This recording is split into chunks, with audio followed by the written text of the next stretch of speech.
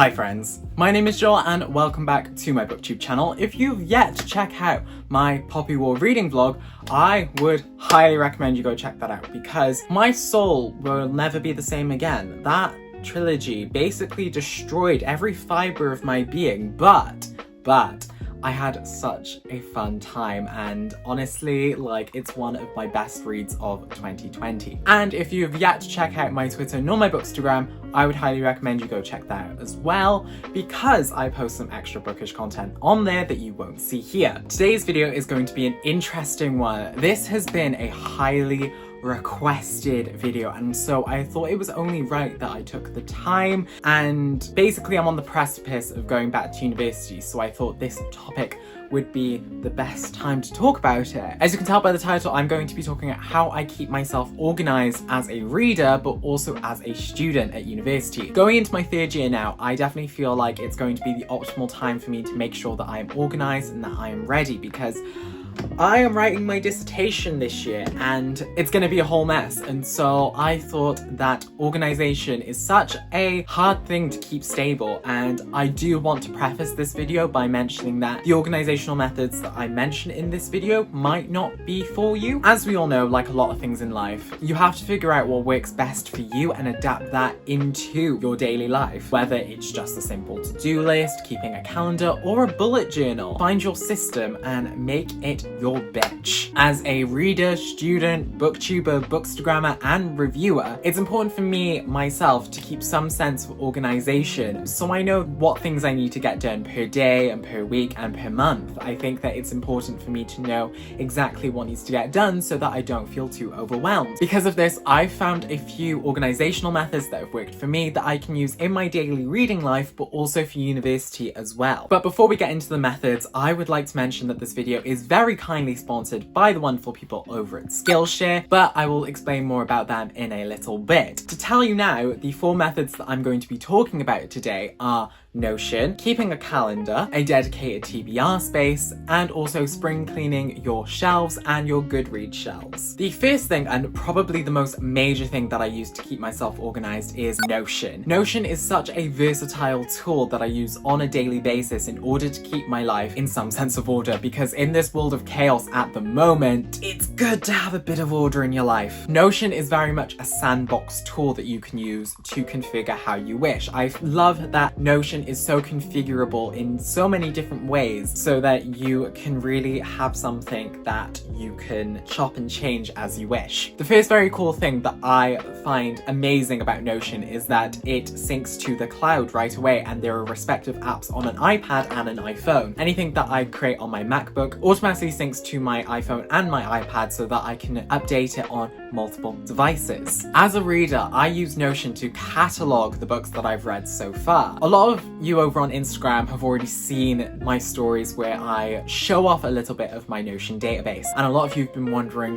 what I do for my Notion database. Using Notion, I have this database of books along with a template that I have created from scratch in order to record my reactions, my favorite quotes, and also writing my reviews in Notion too. And I could not have done this without the blog post from The Quiet Pond written by CW, which I'll link down below. And it basically goes into a lot of different prompts that people can use to write book reviews, and with it I've been able to write so many seamless book reviews. I've converted that blog post into Notion in order for me to have some sort of semblance for me to write book reviews more seamlessly. Also in Notion as well, I use it to record the books and editions that I own, my progress on my bookish collections such as the Penguin English Library or Penguin Clothbound books, or the Discworld collector's editions that have been out and I want to collect them all. However, these pages are also in heavy development at the moment, so I won't show them to you yet, but once I do have them ready, I won't hesitate to show you them at all. It's going to be amazing. And I just think it's really nice to have this kind of place because as someone who thrives off progress and thrives off seeing something slowly progress towards completion, it's really nice to see the books that I have remaining in the collection and also the books that I already have. It's really nice to have these different modes of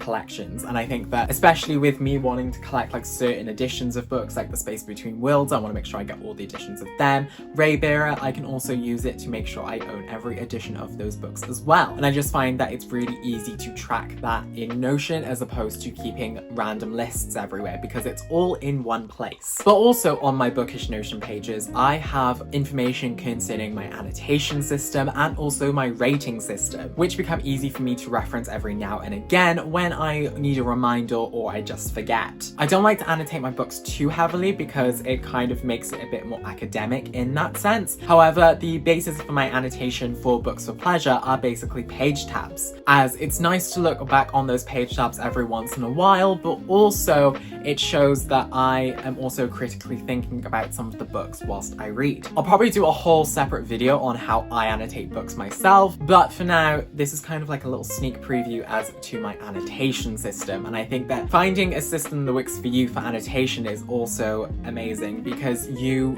shouldn't really feel forced to follow someone else's annotation method. I'll also link down below some annotation videos that have been done by some other booktubers and also some of my friends, in order for you to kind of garner some other opinions towards other people's annotation systems as well. Meanwhile, my rating system is basically impulsive at this point, and although it's based on a few different factors and certain criterion, I feel like that my rating system could definitely do with a bit of an upgrade. And so I've been looking at the core pile system, which has been developed by G from Book Roast, and I'll have a link to her explanation video in the description down below as well. But I find that core pile kind of solidifies the rating of a book and can also support me when I look for some validity in my ratings. So I think that I'm definitely going to continue to impulsively rate my books based on my criterion, but if I'm really unsure about a rating, I think that if I need some extra security and some extra like strength, I can use core pile in order to do that. Overall, Notion is a really good way of keeping yourself organized bookishly, and as long as you know some of the things that you want to look for when organizing on Notion, you can really develop a page that works for you. However, if you don't really like making things from the ground up, Notion does have a plethora of templates for you to use as well. As a student, I use Notion to organize my university notes and classes, as well as record important deadlines that I need to match. On my university homepage, I have so many things on there. I have a space for important information such as my current grade and my goal grade. I have stuff concerning my academic calendar and important contacts for my dissertation and other professors as well. And I also have my class schedule on Notion as well. And as you can see, I'm only in 2 days. That doesn't stop the amount of stress that's going to come from university. And yeah, it's going to be a very fun third year, because I'm also writing my dissertation, and yeah, mess. It's gonna be a ride, to say the least. However, in those pages, I've also set up databases in order to record all of my class notes as well. So each of those pages kind of acts as a notebook for me to use to record all of my class notes. And I just find that it's easier to keep it all in that one space, because it makes it easier for me to reference later on. And I just think that it's such a nice way to organize my stuff and remain paperless as well. And plus, Notion is really good at embedding PDFs and also embedding a lot of other documents. So when I come to working on my assignments, I can easily put all of my references and all of my academic journals and information into Notion so that it's all in one place, and I can write notes on them as and when. And yeah, it's just really nice to have as an academic tool. And there are so many ways that you can use Notion as well, and I'd highly recommend checking out some YouTube videos on other people's Notion systems as well. I find that Notion is such a versatile tool for a multitude of things, and I look forward to being able to use Notion to organize more of my life, such as when I come to save my finances, to remembering to water my plants and my gym routine. I just think that Notion has so many uses that it can really be used as an all-in-one organizational tool, and it's just amazing. My next method of maintaining organization is using a physical calendar. I use this in order to organize my important events, but also my important deadlines as well. I've been using calendars for numerous years as the basis of my organization. However, in recent years, I have found that the chaos organizer from Doodle Love on Etsy has just revolutionized the game. It is amazing, it is beautiful, it is just so good, and I'll have a link to it down below if you wanted to purchase it as well. It's a way to support a small business, but also, it's called a chaos organizer, and as a bisexual, I thrive off chaos, and so, you know, it's great. I find that each section of the calendar makes it really easy for me to divvy up headings using my label maker and make each column a dedicated space for each different respective thing, such as my booktube channel, my Instagram, my blog, my university work, and other vital important information that's in my life, but also for like other things as well, such as deadlines and sponsorship things. I find that calendars are useful for me personally purely because it serves as a physical reminder, something tangible that I can hold and see with my very eyes. It's not something that I need to look at a screen for, but it's just something that's there and present and something that I can just gloss over quite quickly. It serves as a physical reminder for me to show what I need to get done each day, each week, and each month. And I haven't started plotting out things on this calendar yet because I am waiting for certain bits of stationery such as my zebra mild liners and maybe some stickers to arrive, but I think once I start plotting it out efficiently on the calendar, it's just gonna look amazing and a pièce de résistance. Meanwhile, something that you've seen in the back of my videos and hasn't really received a purpose until now is this cart. It used to house Dorian, my baby Pearl the Palm, which isn't really a baby anymore. It's grown quite substantially since I first introduced Dorian. But my cart has a whole new purpose in life, as you can probably tell by the multitude of books that are on here. It is serving as my TBR cart, a physical space where I can use to have my TBR pile. Its new purpose in my quest for bookish organization has revolutionized TBRs for me, because I found dedicating a place to create a visual TBR pile really helps, because it enables me to see how many books that I'm planned to read this month, so that I don't get too overwhelmed and that I don't try and slack too much reading upon myself as well. I find that having this cart filled with books makes it a bit less daunting because we as readers have massive TBR piles, and I think that when we remind ourselves at how long our TBR piles are, we get a bit scared and then we fall into reading slumps because we can't really decide what we want to read next because there's so much that we have on our TBR piles. So I found that compartmentalizing your TBR into monthly sections and monthly TBR cart spaces makes it easier to work through because you're only wanting to get through the month rather than trying to get through the entire TBR pile. And this is something that I hope to utilize in my university schedule as well, as I probably will have a lot of reading to do at university as it is my third year. So I'm hoping to organize a kind of virtual shelf in Notion where I'll have my university readings that I'll have to read each week so that I am perfectly organized and ready. But if you're also wondering, I got this cart from IKEA. However, I've seen that a lot of people have been able to get carts from various other places as well. So it's all about just finding something that works for you. And if you don't have the space for a cart, maybe make a pile on the floor, or maybe utilize a crate or dedicate a shelf on your bookshelf to your TBR pile. Just having a space to place all the books that you plan to read in the next month, I think just helps you break down the pile. Plus, you can gradually see the books disappear throughout the month, and it makes the pile on the cart get smaller and smaller, and so you can see the progress that you're making rather than being overwhelmed by the massive amount of books you have left to read. So it's all about micromanaging and making smaller goals for you to reach a wider goal. And finally, one last thing that has arrived just in time for this video, but is something that is really good to talk about, is spring cleaning. Spring cleaning your bookshelves is something that I find really good to do. Shalea over at Shop Shalea is hosting spring cleaning in September, but more importantly, the Goodreads Spring Cleaning Challenge. Let's go over spring cleaning first.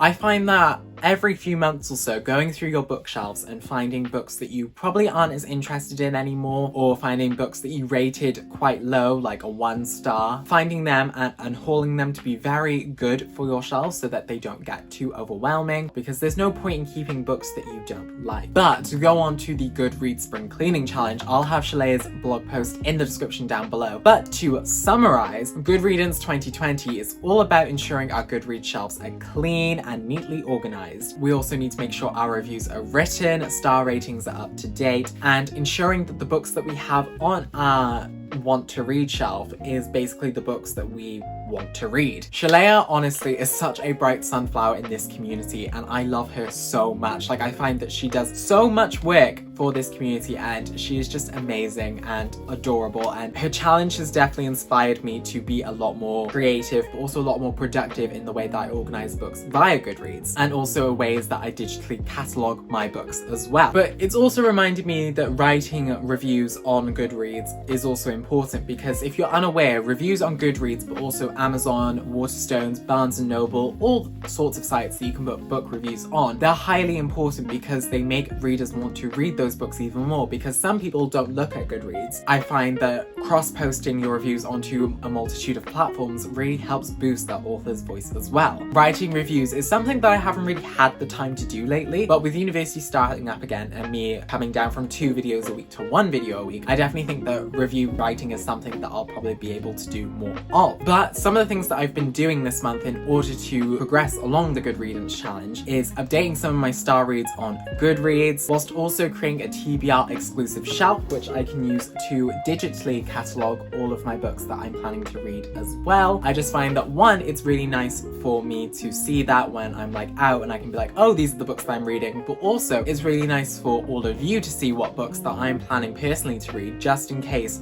you are looking forward to reading some of those books yourself. Whilst Goodreads is far from perfect, I find that it gives me the greatest assets in terms of organization and how I'm able to move books around. Like, definitely is in need of an overhaul and is definitely in need of some form of update, but I find that at the moment Goodreads is the strongest place for me to organize all of my books effectively and wonderfully. I'll have a more dedicated blog post on my blog about Goodreads 2020 and how I've been organizing my books through Goodreads, but I thought it was worth mentioning in this video as well, just in case any of you wanted to take part in this too, over on your own blogs or on Bookstagram, or maybe make a booktube video about it as well. But I want to ask you right now in the comment section down below, how do you organize your books? How do you organize your reading and the way that you're a student? I find that it's really hard to come up with your own personal organization system, but once you find something that works for you, it's amazing. And I think that organization has been something for me that has been quite a struggle in the past few years, because I've tried so many different organization methods. I've tried bullet journaling, I've tried the Cornell note-taking system, I've tried so many different things in order to try and stay organized. However, I felt that some things had a lot of upkeep, such as the bullet journaling method. I find that I didn't really have enough time to do the bullet journal as I saw that I wanted. I just found that Notion and other organizational methods digitally worked better for me, because if I made a mistake, I could easily delete it and redo it. I just found that organizing myself digitally also worked really well, because I just find that it syncs well with my other devices rather than having to create a different organization system on each of my devices. So, now that we've covered the 4 main bases of organization, I wanted to take the time to thank Skillshare for kindly sponsoring today's video. Skillshare is an online learning resource which contains a community of creatives looking to seek a plethora of knowledge through their online classes. With Skillshare, you're able to deepen your knowledge on subjects that you already know, or maybe even ignite the flame for a new creative passion. With organization and productivity, I found that 2 classes by YouTubers that I'm subscribed to personally really helped deepen my knowledge on productivity and organization. Thomas Frank's class on creating a custom system that works, and also Ali Abdal's principles and tools to help boost your productivity, really helped me kind of garner some tools and things that I can use